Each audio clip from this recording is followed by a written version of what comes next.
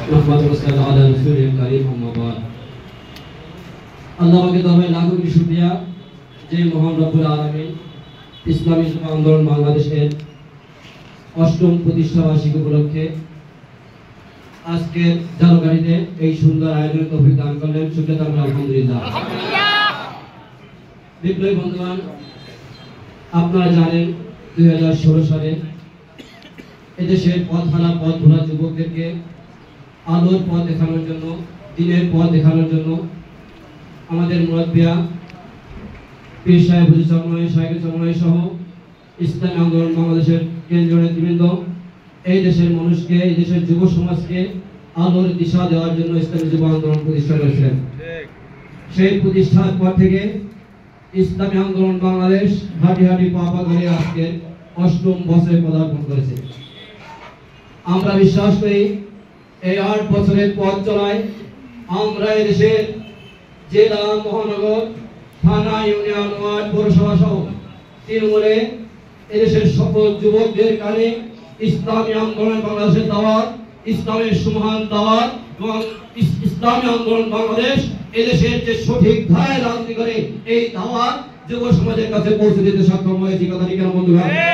আজকের চালকাঠি এই যুব আন্দোলনের প্রতিষ্ঠা বার্ষিকী সমাবেশ তাই প্রমাণ বহন করে। আপনারা জানেন আমরা চেষ্টা করেছি এই গুণধর সমাজকে সংশোধন করার জন্য, যুব সমাজকে ঐক্যবদ্ধ করে ময়দানে ফিট করার জন্য। কথা ঠিক আছে বন্ধুগণ? আপনারা দেখেছেন বিগত নির্বাচনে আমরা কতটা সফল হয়েছি। অল্প একটু দৃষ্টান্ত দেই। গত ইউপি নির্বাচনে যখন এই দেশের আমাদের দায়িত্বশীল ইসলামী আন্দোলন বাংলাদেশের সিদ্ধান্ত মোতাবেক নির্বাচনে অংশগ্রহণ করতেছিল, তখন বিভিন্ন জায়গায় হামলা, মামলা, এমনকি হাত কাটা মারা, জীবন নাশের হুমকি আসার পরেও আমাদের যুব আন্দোলনের দায়িত্বশীলরা, আমাদের ইসলামী আন্দোলনের দায়িত্বশীলরা সীসা ডালা প্রাচীরের মতো দাঁড়িয়েছিল। কথা ঠিক আছে? তৈরি করতে পেরেছি একজন যুবক।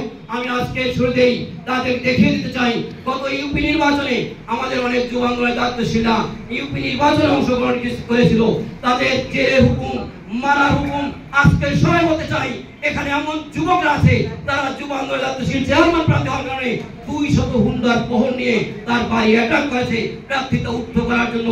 এমনকি এখানে আমাদের কাঠালিয়া যুব আন্দোলনের সাবেক সভাপতি আছে, তার বাড়িতে অ্যাটাক হয়েছে।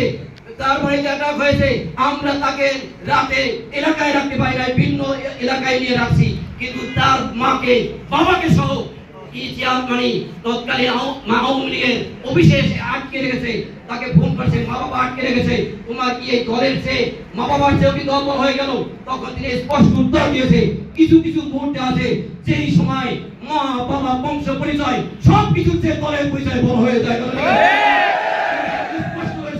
আজকে আমার হাত যদি কেটেও ফেলা হয়, তারপর আমরা আমাদের প্রার্থীরা প্রত্যাহার করবো না ইনশাআল্লাহ। আমরা এই দলের 32টা ইউনিয়নে ইসলামী আন্দোলন, ইসলামী যুব আন্দোলন সহ নেতৃবৃন্দদের প্রার্থী দিতে সক্ষম হয়েছিলাম। প্রিয় বন্ধুগণ, আপনারা জানেন আমরা জাতীয় নির্বাচনে, উপজেলা নির্বাচনে সঙ্গত কারণে, যুক্তিসঙ্গত কারণে আমরা নির্বাচনে অংশগ্রহণ করিনি, যেটা এদেশের আপামর জনগণের দাবি ছিল, প্রত্যাশা ছিল। আমরা সেই প্রত্যাশা পূরণ করেছি ইনশাআল্লাহ। ইতিপূর্বে আমাদের সাইকেল চালানোর ইঙ্গিত দিয়েছে, আগামী ইউনিয়ন পরিষদ নির্বাচনে এই ভোট চোরদেরকে আর খোলা মাঠে গোল দেওয়া হবে না ইনশাআল্লাহ। এই জয় ইউপি নির্বাচনের ঘোষণা আসে। আজকে ইসলামী যুব আন্দোলনের বলতে চাই, আমরা ইউনিয়ন পর্যায় পর্যন্ত এমন শক্তিশালী প্রার্থী দেবো এবং ইউনিয়ন পর্যন্ত শক্তিশালী দুর্গতায় করবো, প্রতিরোধ মস্তকে কম্পন করে যাবে ইনশাআল্লাহ। একদল লোক আছে যারা সব সময় মোবাইলে ধরে বসে থাকে, কোনটা নিয়ে সমালোচনা করবে। আমি এটাও আপনাদেরকে আগাম বলে রাখতে চাই, যখন বিভিন্ন জায়গায় বা সামনের দিনে ইউপি নির্বাচনে অংশগ্রহণ করব, তখন সেই পুরানো তকমা আমাদের গায়ে আবার লাগানো শুরু হয়ে যাবে। ঠিক আছে? এই সমস্ত ওদের ভাওতাবাজি সরকারি দল, বিরোধী দল শব্দ সহ যারা যেভাবে ইসলামী আন্দোলনের বিরুদ্ধে চক্রান্ত করুক না কেন, আমরা সকল চক্রান্তের দাঁত ভাঙার জবাব দিয়ে সামনে এগিয়ে যাবো ইনশাআল্লাহ। আন্দোলন সংগ্রামে ইসলামী যুব আন্দোলনের পাশে থেকে সর্বোচ্চ সহযোগিতা আমি প্রত্যাশা করি। পাশাপাশি চলমান আন্দোলনের সাথে তাই ইতিপূর্বে আমাদের শাইখে চরমনাই একাত্মতা প্রকাশ করেছে। আজকে ইসলামী যুব আন্দোলনের পক্ষ থেকে জানাতে চাই, এই আন্দোলন বাস্তবায়নের জন্য ইসলামী আন্দোলন বাংলাদেশ তথা পীর সাহেব জামাতের পক্ষ থেকে যে কোনো কর্মসূচি আসলে আমরা জীবন দিয়ে মাঠে থেকে সেই কর্মসূচি পালন করবো, বাস্তবায়ন করবো ইনশাআল্লাহ। নাসরুল মিনাল্লাহি ওয়া ফাতহুন।